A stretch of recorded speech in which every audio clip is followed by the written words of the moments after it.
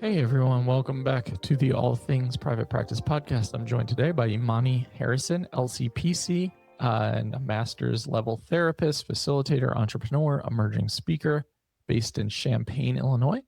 She is known for warmth that steadies and wit that keeps things honest, especially when people are in the in-between and scared as fuck. Her work is clinically grounded, shaped by lived experience, and deeply human. As a neurodivergent entrepreneur, she brings both structure and creative disruption to the spaces that she leads.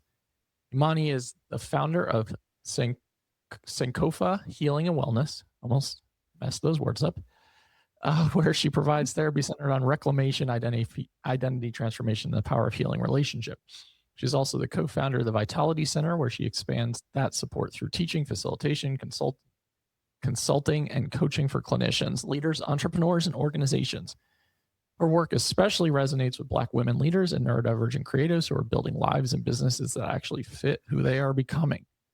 So, yeah, welcome to the show. I know you are nervous and excited, and I think that's kind of what we're going to talk about is like you keep talking about liminal spaces, so they must feel really, really important right now for you.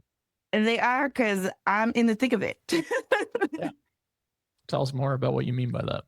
Well, it's pretty much about experiencing when things end or fall away, whether abruptly or whether I chose it or whether it was chosen for me, or it's like, and then things aren't quite moving past into like a new beginning quite yet.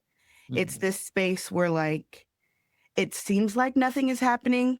And it can feel kind of like a void. Yep. Like almost like a blank canvas. Yeah. What kind of feelings do you often experience in those spaces? Fog. Lots and lots of fog. Also, I don't know, are you a Marvel fan? I am, yeah. So, on Ant-Man and the Wasp, Ghost, and she phases, like I can feel that in my body. Like it's almost like vibrating outward. There's almost like a nothingness in everything at the same time. That's really well said. I love the Marvel reference, and yeah, a nothingness and everything all at the same time. For me, liminal spaces feel really uncomfortable. Yes. And I'm trying to get more comfortable with the discomfort. Because in liminal spaces, I feel restless. Mm-hmm. I often feel like overly anxious about what's going on in the world around me, because I feel like it's kind of this in between, like you mentioned. I often find I feel that around like the holiday season, when a lot of society stops for several weeks to like do all the stupid holiday things, and like I don't enjoy the holidays, so then I end up in this space where I'm like, I'm so uncomfortable. I have all this free time and nothing's going on. Like it feels like things are moving very slowly. It also feels like I'm like starting to question all of everything and unravel a bit. Yeah. So my experiences with liminal spaces are like great discomfort and anxiety. Mm-hmm. Yep. It's like you feel this urge to move forward, but it's almost like first of all, I speak in metaphor and song. So I see like the road runner, I think, like when they're like, before they get going, their legs are like moving. That's what it feels like. You're running in circles in place. Yeah. The urge to move forward, but feeling like you're going nowhere. Yeah. And it's like, but then also this floating, ungrounded, unanchored shithole of a space. Yeah. That's a good way to put it. That ungrounded, unanchored shithole of a space. Yeah. I'm just kind of navigating that and learning as I go, how to both exist in it and how to wade through it. Yeah. That's well said. I know you mentioned like when things end, whether you choose for them to end or they are outside of your control. And I think a lot of people experience that in their small business journeys of things coming to a natural conclusion. Maybe you get to decide when that happens if you're lucky enough to do so, or things coming to an end for a lot of different external factors that you don't have control over. Either way, when that stuff happens, I do think there is grief in some of that. Anything that comes to an end, I think there's some natural form of grief. And I talk about pivoting on here a lot. And I think that's where I find myself right now, is in that liminal space, career-wise, identity-wise, professionally, of like a lot of the things I've worked really hard for are coming to an end. A lot of them because I'm choosing for them to come to an end. Yet there's still that great discomfort of what comes next and not knowing the answers. And that can feel so unsettling. Yeah. You know, I talk about this with my clients a lot.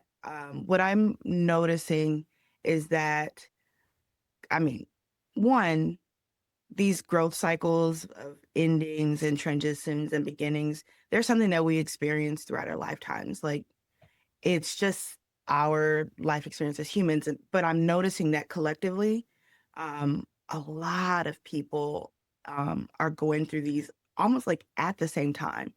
Yeah. And what I'm noticing is, and sharing with them, is like nervousness or like anxiety and excitement are two sides of the same coin. Yep. And learning how to lean into, not ignore, but like lean into excitement of it. And not the excitement that comes with like only needing to engage in action, but the excitement of like that, I guess, lives in hope. Yeah. I've Yeah. spent like so much time, like so I started my practice in 2022, and I always knew that let me step that back. I thought that, and who knows what's going to happen later, but I thought that I was like, okay, I want to go into group practice, or I started group practice eventually. And like, when I was still at my other practice, I wrote this list, and like all the things that I wanted to include in it. I didn't even know I was visioning at that time. I was just like, yes, this is what's going to have, like all this big shit. It's going to be like, it's going to be a holistic wellness center and this and that and the third. And I'm going to have interns and all this stuff.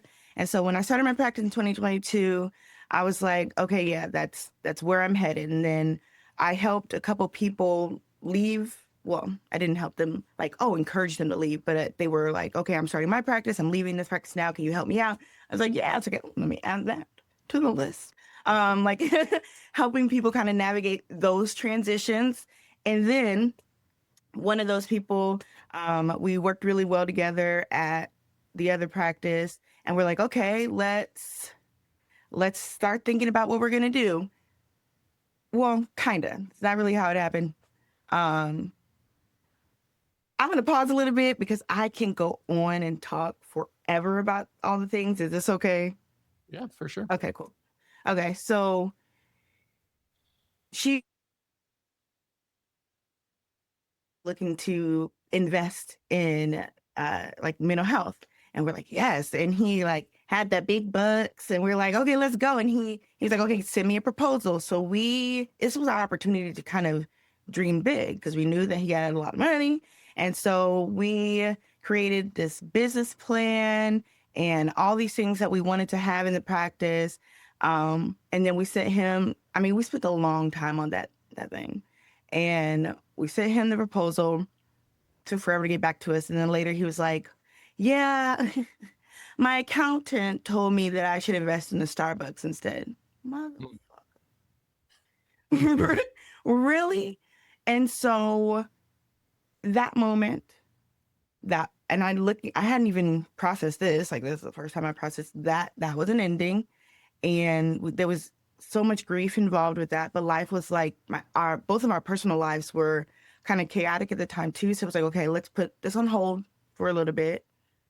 But it was just like, shit, we did all this. And then we came back later. We're like, well, we don't want to let that die. And so we're like, but we're not going to have as much money as we thought we were going to have. So it forced us to kind of go back to the basics. But what I learned is that it was beautiful that we were able to spend all that time conceptualizing everything that we wanted. And I was able to pull in like the vision that I created even before starting my practice. And then we were able to use that to kind of start a foundation. And that vision helped us even begin to dream that something was possible. So even though it didn't happen the way that we thought it was going to happen, and that ending involved a lot of grief and a lot of uncertainty. And it was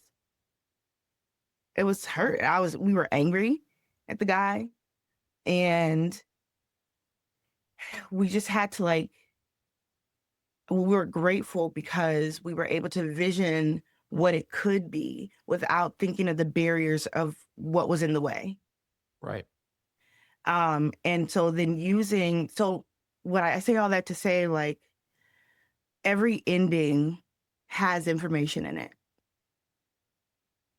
And even if it's not like where you're not going to, the outcome isn't what you thought it was going to be, it can land you exactly where you need to be. And so, I mean, I've noticed that happening over and over. Like I've mentioned before that our most recent iteration of things, like we were like, okay, let's hire whatever, then we couldn't find anybody to hire. Okay, well, it's not time to hire or whatever. And so let's just start with interns, because we were aligning ourselves with the University of Illinois and made really great connections there, and really, really enjoyed their program. Like their teaching, their clinical mental health counseling program is phenomenal. Like they are like innovative and really identifying like what therapists actually need to know when they come into the field. And so we're like, yes, let's partner with them. So we did all that stuff. And then that was in 2024. And so then finally in 2025, everything started to slow down. Like my caseload at that time was booming. I never had a week where I had to worry about if it was going to be full or not. And then 2025 was like, my caseload was really shitty. I wasn't getting as much referrals, and there's a lot of changes that were happening. And like one of our big health insurance providers that was our highest payer, announced this year that they were going to be closing. And they were, I guess, well, just about the largest provider in the area. So like university employees were, I guess, receive insurance through them. Most of our hospitals, we have two main hospitals, their employees had their insurance. It's like everybody was like, holy shit. Yeah. Our highest payer is going to be ending. And so anyway, so that so money was decreasing and client referrals were decreasing. So then when the interns came, I'm like, I don't have anybody to send to them. And my colleague didn't either. And so we kind of like had this like guilt and shame moment, like a total vulnerability where we had to tell the internship liaison that like we have to release them because we can't give them clinicians. And like it was so like I felt like a shit face. Like I cannot believe this just happened. This goal that we had for building up our practice through a group practice, through interns, and like really being intentional about teaching them. And it was great. Like I really loved mentoring them in the beginning, like obviously without any clients. But then it was just like after that, I don't know what I'm going to do. And then like my personal life is in like a huge ass liminal space. So it's like my whole life is just like, all right, Yeah. no rules apply. So yeah, that is where I'm at right now. And I'm just noticing collectively that so many of us, so many people and like society is in this tower moment too, of like everything is crumbling and collapsing. And I just have to like step back as an observer and like, there has to be a point to this because we all can't be going through similar collapses at the same time for no reason. So, yeah. So, with all that being said, what do you think that answer is? What do you think that reason is for the synchronistic collapse? Well, I think some shit had to crumble in order for us to build something new and better in its place. Yeah.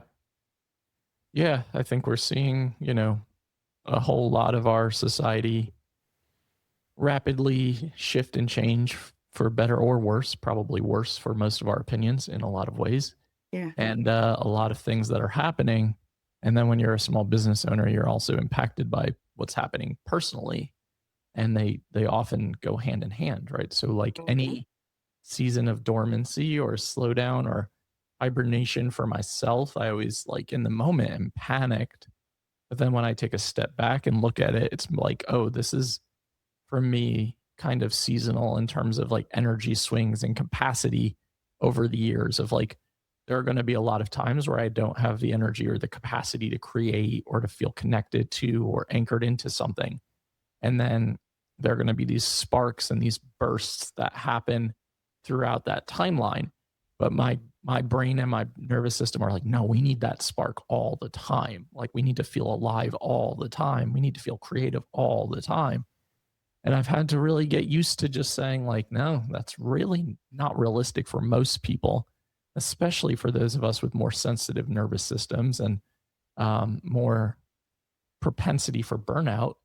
And I think our field is in a very interesting space right now where there's a lot of burnout. There's a lot of vicarious trauma. There's a lot of questioning in terms of what comes next. There's a lot of questioning about referrals slowing down, insurance rates decreasing, insurance companies opting to go with platforms like Teladoc and other online entities that we won't be able to have access to as providers. And it's going to start to feel really strange. And I think this is where you're going to start to see a lot of people really step back from both a panic perspective, but also a perspective of like, what do I want my next iteration and chapter of my career to look like? What do I have control over? What don't I have control over? Where am I going to put my energy? Because it's not a finite resource. It goes away very, very quickly. So it's going to be an interesting time. And I think a lot of that is going to be getting comfortable with these uncomfortable spaces. And yeah, that's kind of an interesting outlook for sure.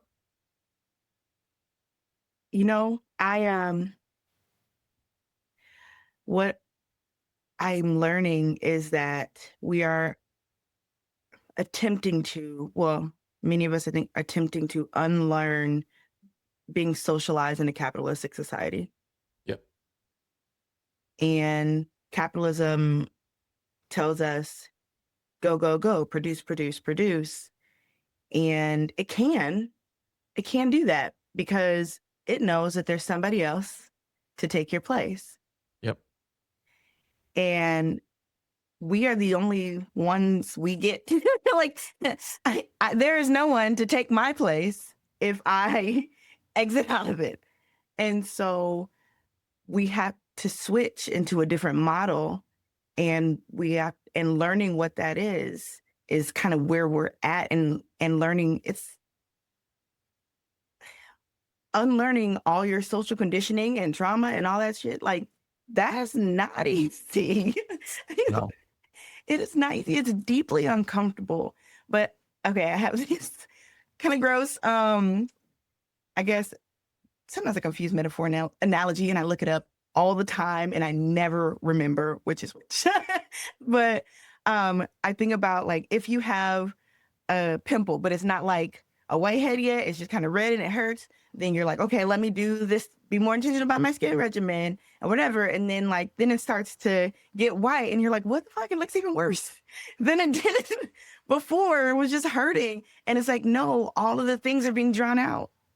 And so like you can see them more clearly now. And yes, it looks worse in this present moment, but only because it is being drawn out. And soon you're going to like feel the relief of it not being there, but it's going to be the ugly part first. And we're in the ugly part. Yeah. Yeah. That's a good analogy for sure. And I think it's an interesting perspective for those of you listening of thinking like, do you find yourself in this liminal space, in this, what you refer to often as the messy middle, right? So where do you find yourself right now in your career? Does that place feel aligned with your values? Are you feeling fulfillment in what you're doing every day? Are you thinking about what comes next? Do you Mhm. feel pulled in multiple directions? I think all of those things are things to be really intentional about right now, and really paying attention to that stuff, because you kind of get one shot at this, right? Like we That we know of. that we know of. So it's just like, how can we best use the time that we have in a way that works the best for what we want to see come out of Yeah. our lives and our careers and our legacies. Those are really great questions. Um, and will probably need to be asked multiple times of ourselves. And I think that's another thing to be comfortable with too, is when you feel like, oh, I found the answer. Oh, I feel really good right now. You know, you talk about those ebbs and flows. And then all of a sudden it's like back into this panic mode. And you're like, but wait, I thought I had it figured out.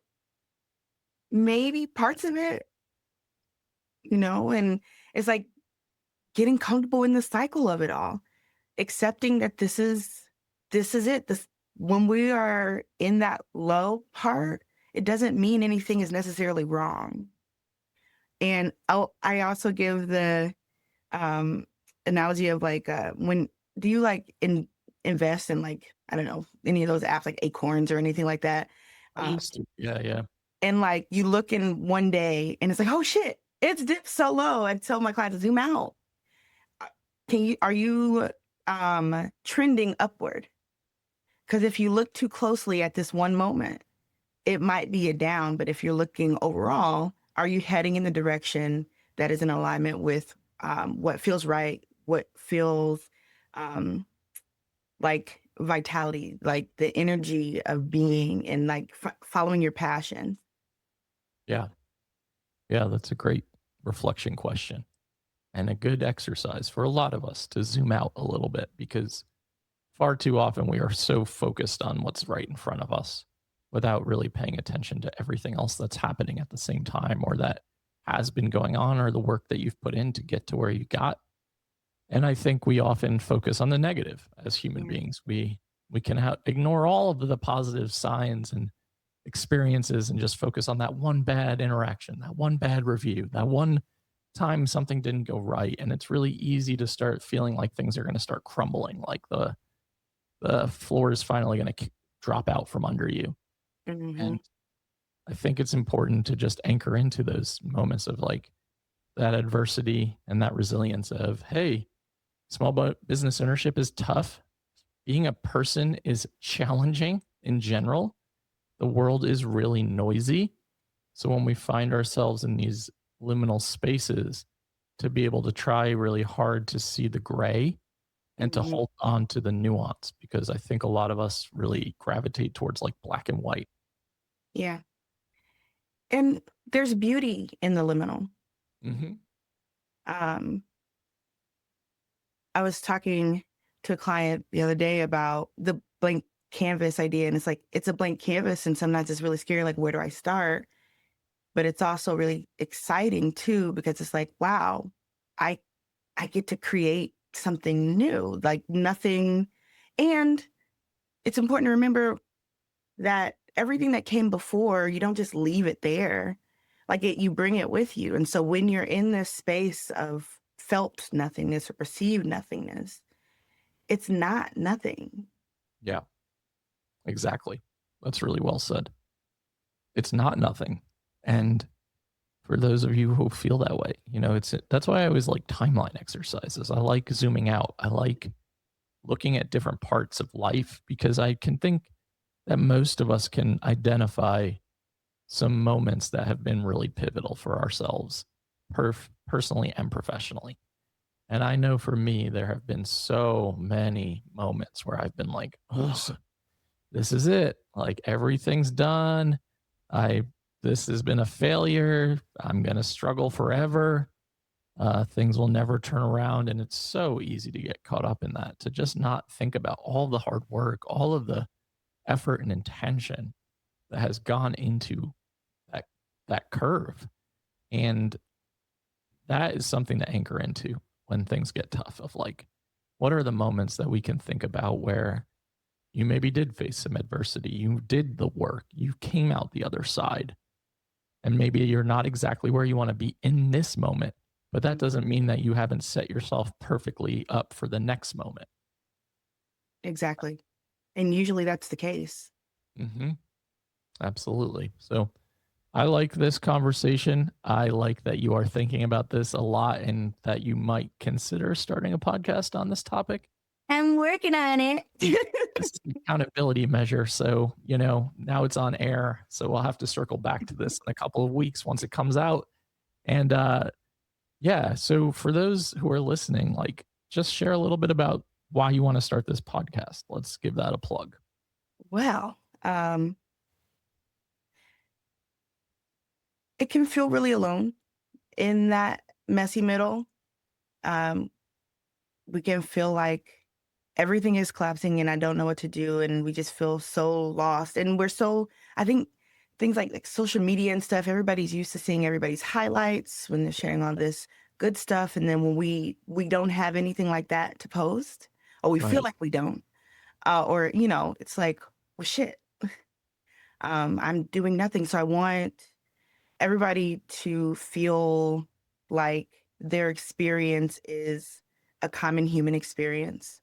And I am, experiencing life as I live it too. And so it's more of I'm hoping it can be a community conversation, because I want to bring in other people and get to know like where they're at and whether they are on a kind of a platform and they're looking back at their where they just cross this threshold, or they're just in this ending, or they're right in the thick of the middle. Wherever you are at in the cycle, you'll find something that resonates in what I hope to talk about in the podcast, what I will talk about. You will talk about in the podcast. Let's switch that mindset up. Yes.